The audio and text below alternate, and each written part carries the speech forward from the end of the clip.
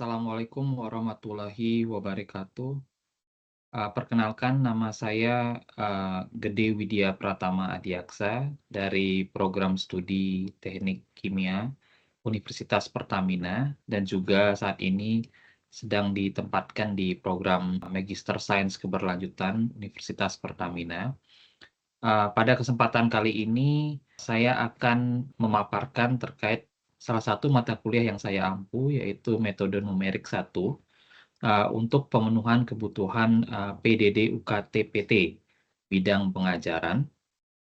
Adapun mata kuliah metode numerik 1 ini merupakan gabungan ya dari mata kuliah probability dan statistik dengan pengantar algoritma dan pemrograman. Sehingga di program studi teknik kimia itu ada dua mata kuliah metode numerik.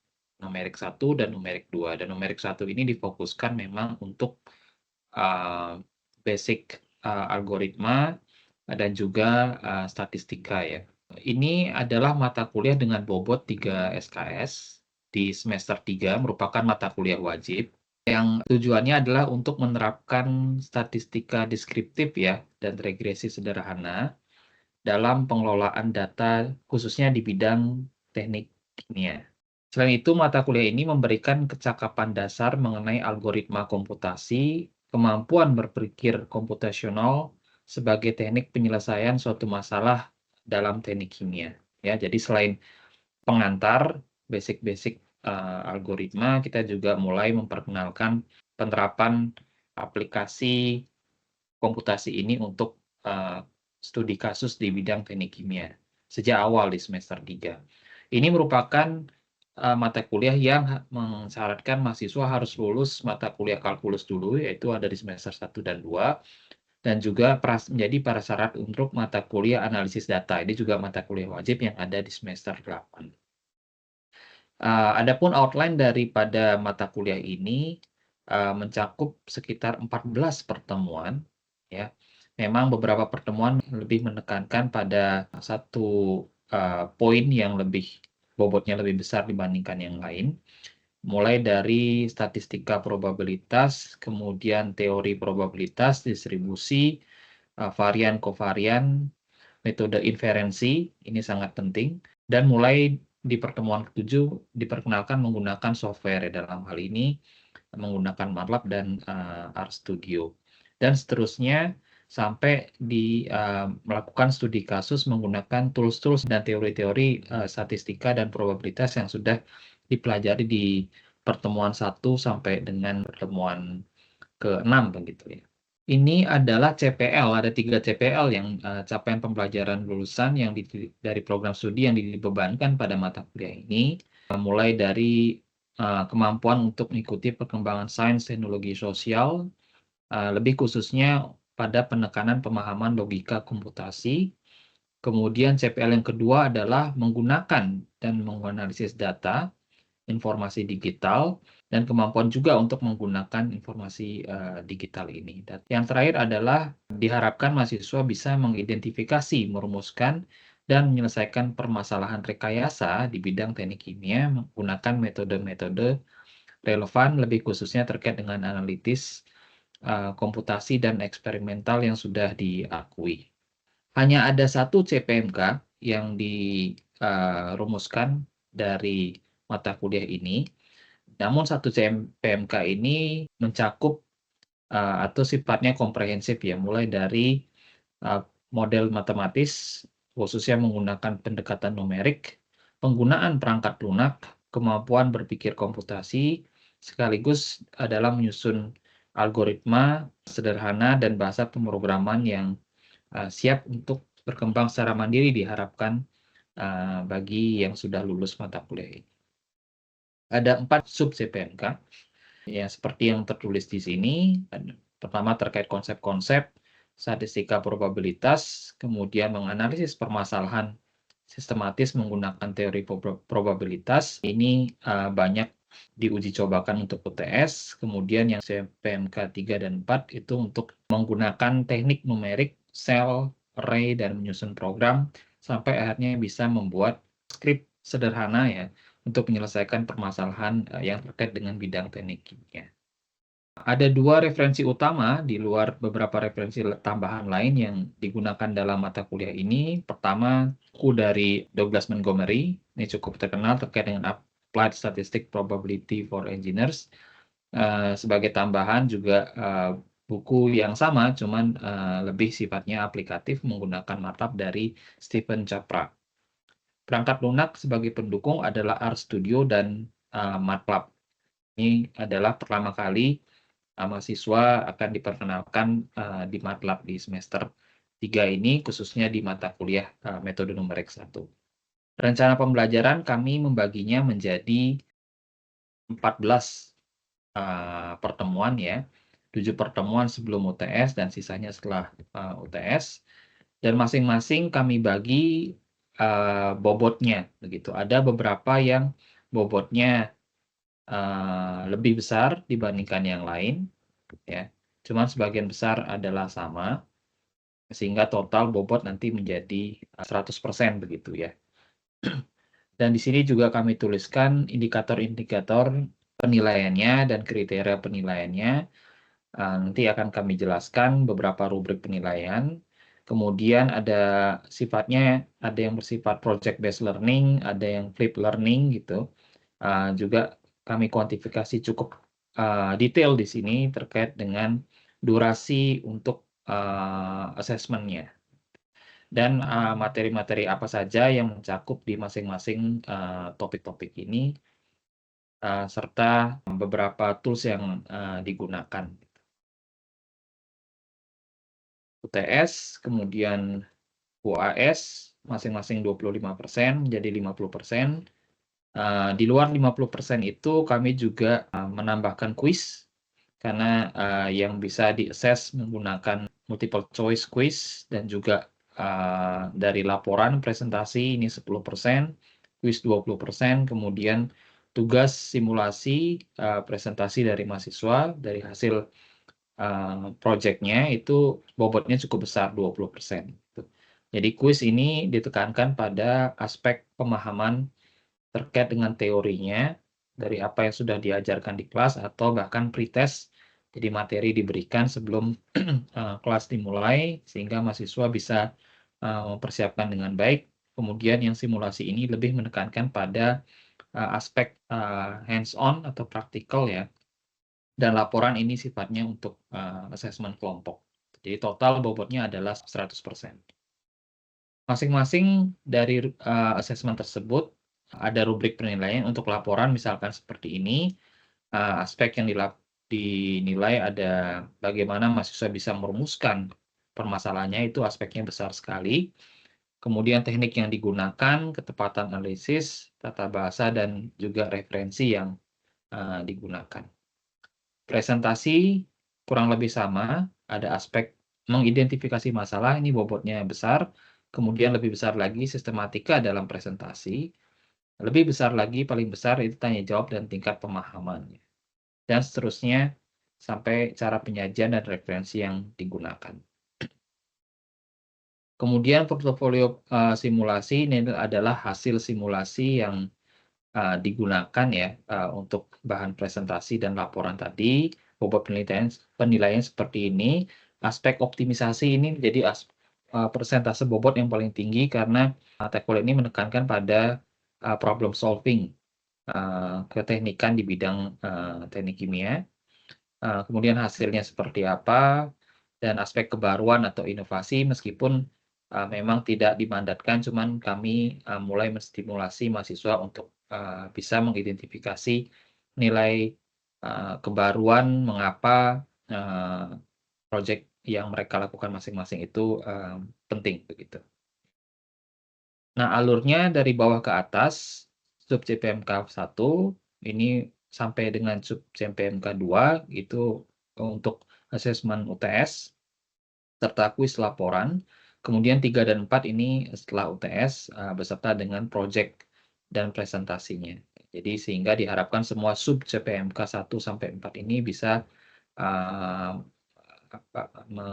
menjawab CPMK 1, cuman sifatnya komprehensif dari mata kuliah metode numerik 1 ini.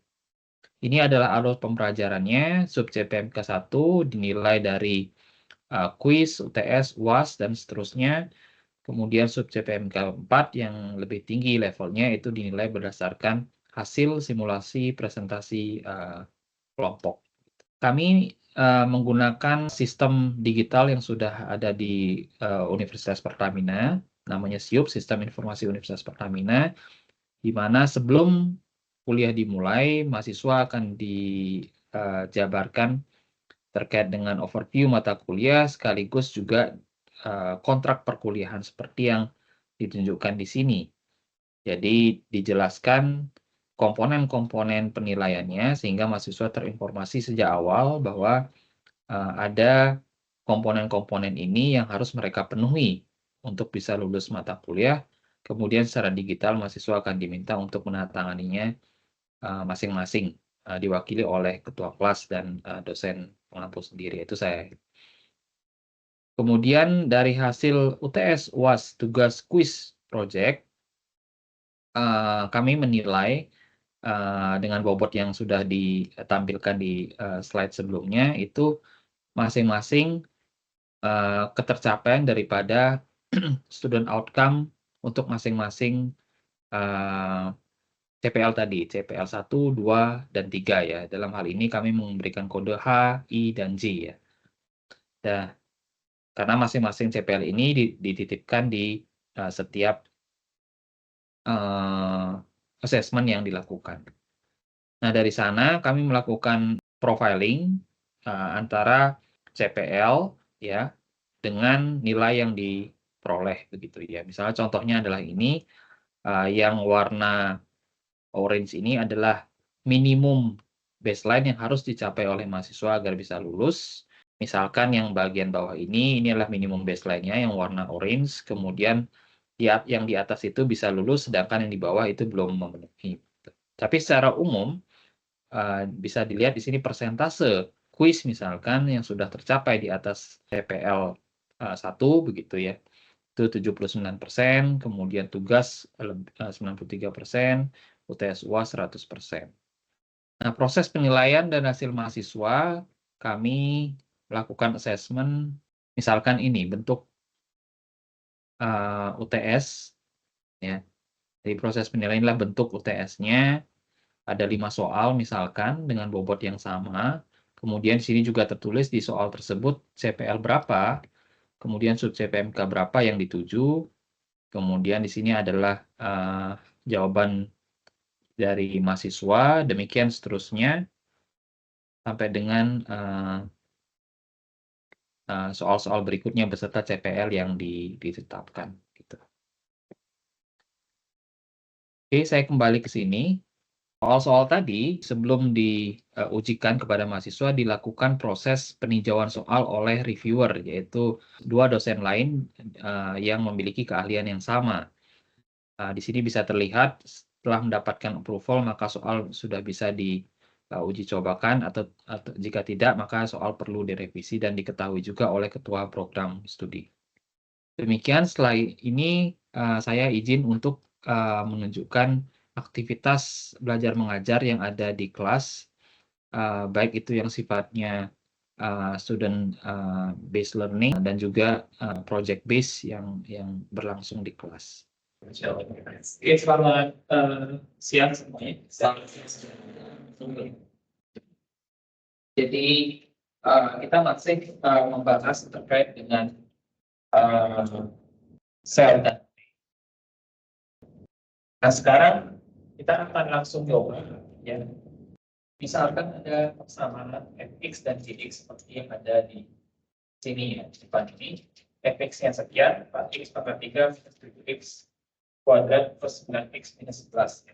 Gx-nya yang di bawah.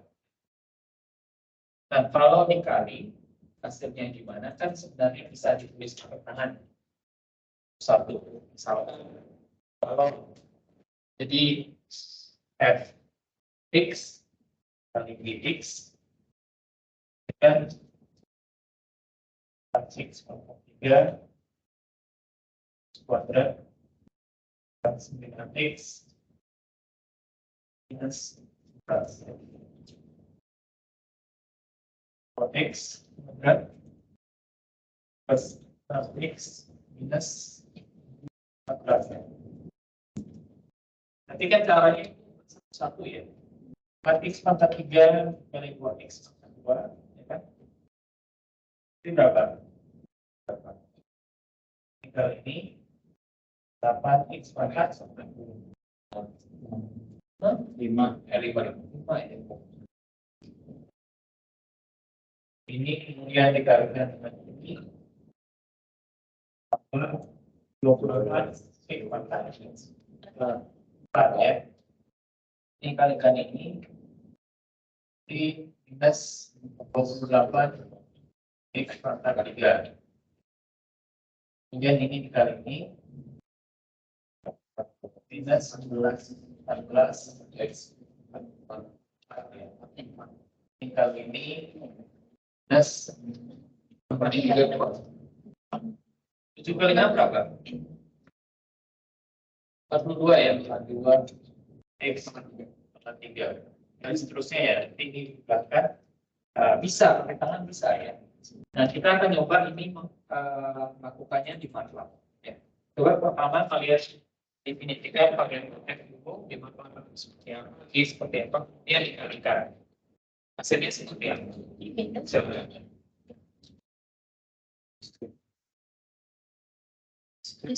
Deskrip. Kalau nggak mesti di sini, tidak mesti deskrip di komentar minus misalnya. Nanti pendek. Kalian biasa.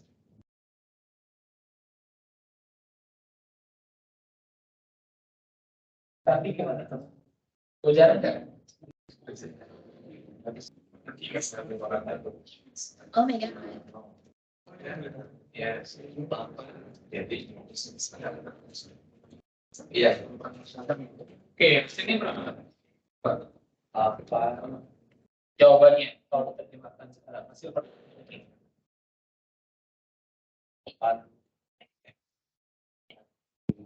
8X pangkat 5 plus X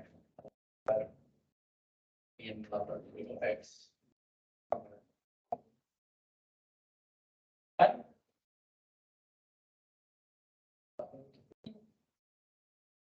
Tiga atau 2?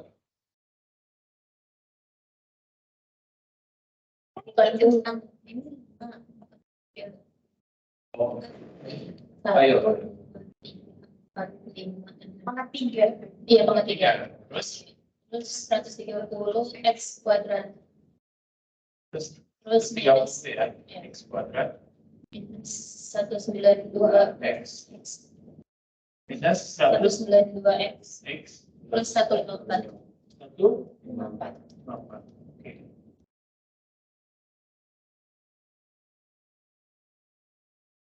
Kita coba di MATLAB.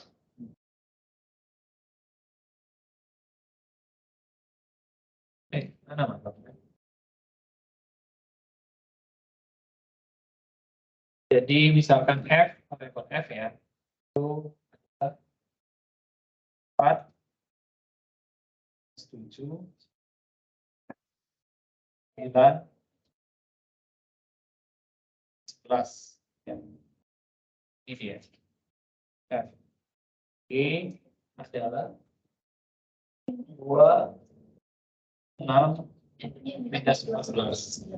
Ya. Dia hasil perkalian daripada F kali G. Bisa nggak ya? Nggak bisa ya.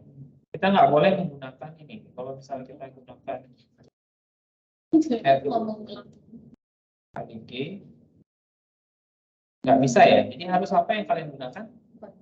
Conv ya. Convolution itu artinya perkalian antara F, G. F, G. Ya, makanya hasilnya ini. Sama nggak hasilnya antara F kali G atau G kali F? Sama. Sama. Coba deh.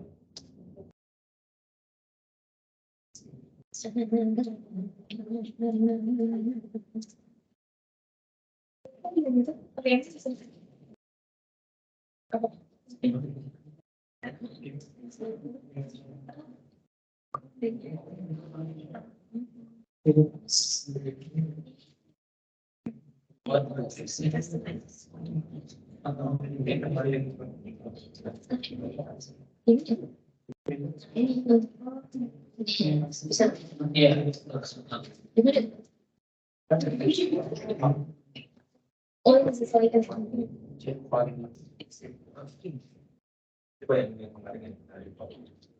Maksudnya berarti harus gain bagi F.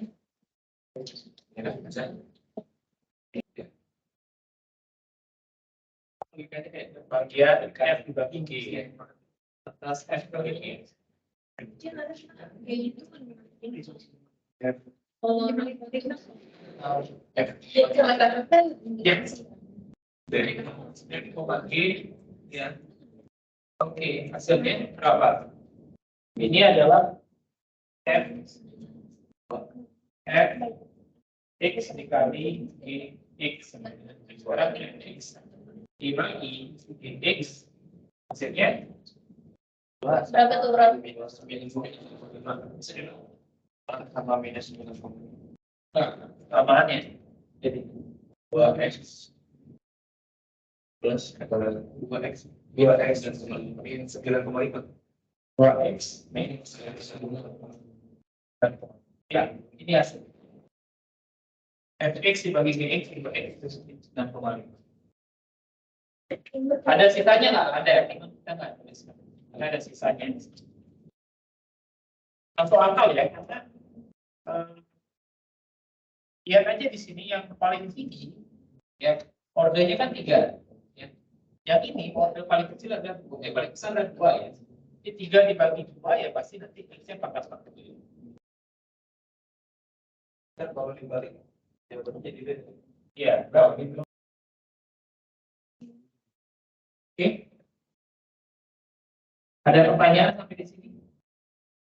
Akhirnya balik, Pak, ada di sini. Namanya.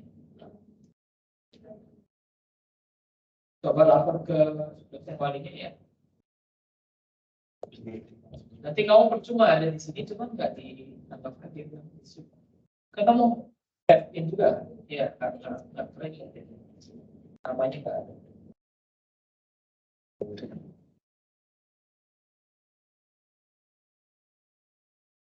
Ada pertanyaan sampai di sini?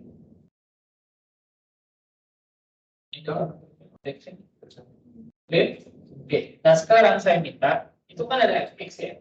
Coba diplot fx. F sumbu x, yang x ya, sumbu x. X-nya dari 0 sampai 10. Intervalnya terserah kalian ya. Diplot ya. Jadi ini diplot oleh fx. X dari mana hasilnya? Coba diplot. X-nya dari 0 sampai 10 ya. Intervalnya terserah kalian.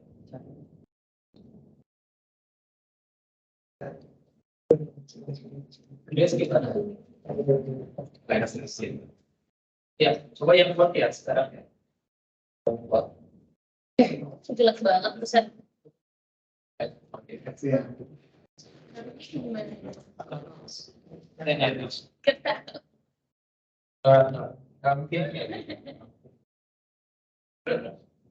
Mana tadi? Dari mana tadi? Itu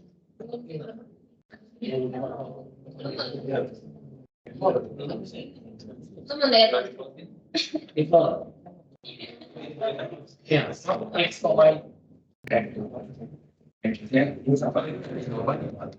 cuman caranya bisa pakai cara yang sebelumnya ya, karena mesti seperti ini ya. X.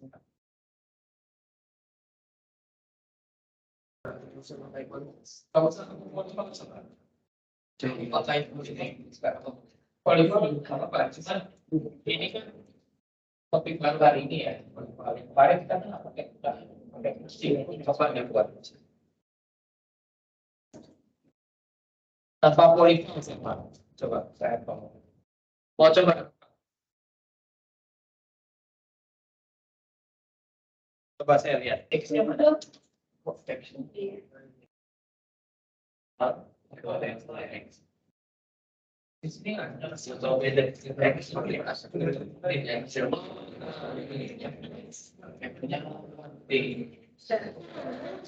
ini sudah begitu Pak. Kita cobain yang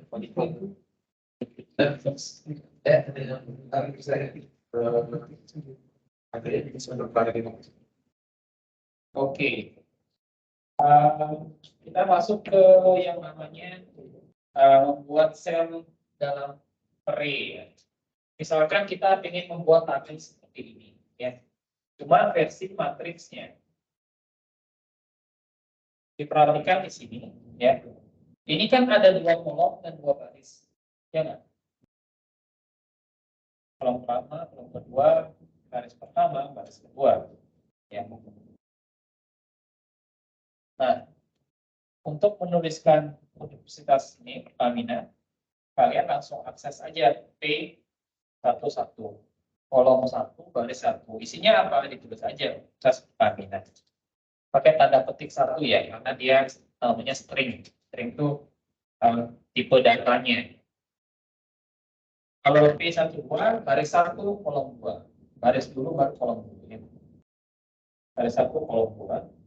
Baris 1, kolom 2. 2 Desember 2021.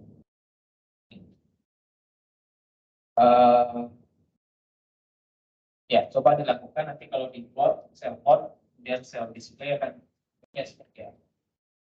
Sekarang kan pernah belajar bilangan kompleks. Bahwa kalau misalkan ada bilangan kompleks yang bentuknya adalah 3 plus 4 I, ya ini kan sama dengan R eksponensial beta I. Betul nggak? Masih ingat ya? Mudah-mudahan masih. Untuk mencari R kan berarti adalah akar daripada 3 kuadran tambah 4. Ya, ini berapa? 5 ya. Untuk mencari theta adalah inverse tangan daripada 4 dibagi 3. Berapapun itu ya. Nah, di MATLAB ada caranya, yaitu dengan menggunakan fungsi ABS saja untuk mencari R ini. Jadi bisa misalkan ada fungsi namanya R1, ya. Kalian tulis di MATLAB min 3 plus 4i. Dan kalau mencari nilai absolutnya, nilai R-nya, bisa saja langsung ABS atau absolut daripada fungsi R1. Nanti keluar hasilnya. Bisa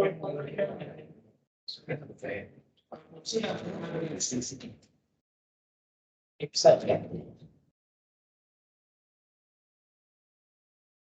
Oh iya. ABS ini ya. ABS. Kalau di sudut pakai ini. Ini aja. Fungsi default yang ada di MATLAB. Di kalian pelajari hari ini.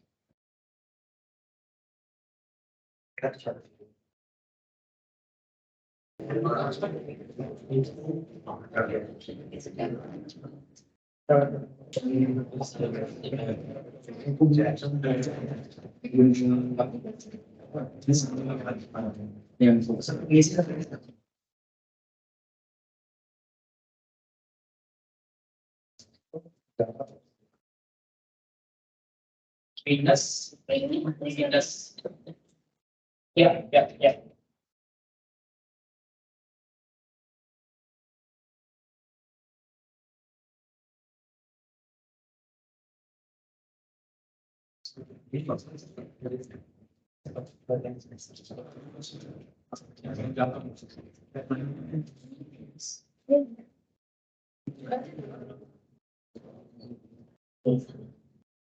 Itu yang di angle kan?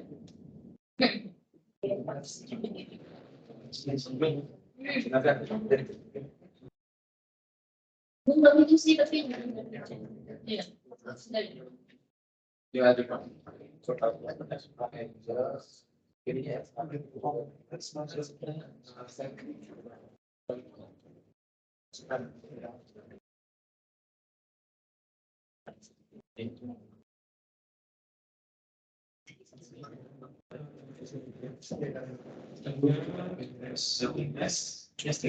Oke, sip. Soal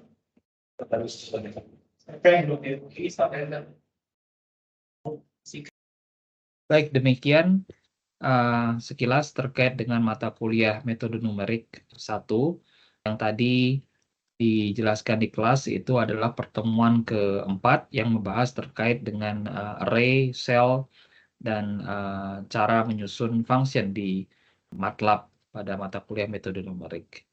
Sekian dari saya. Terima kasih. Wassalamualaikum warahmatullahi wabarakatuh.